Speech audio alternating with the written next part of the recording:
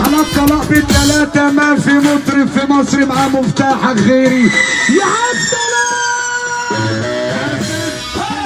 يجي محمود احمد ريمكس. ولا عمي يا صياد يا عمو ولا ارفع ايدك فوق. مش هي دي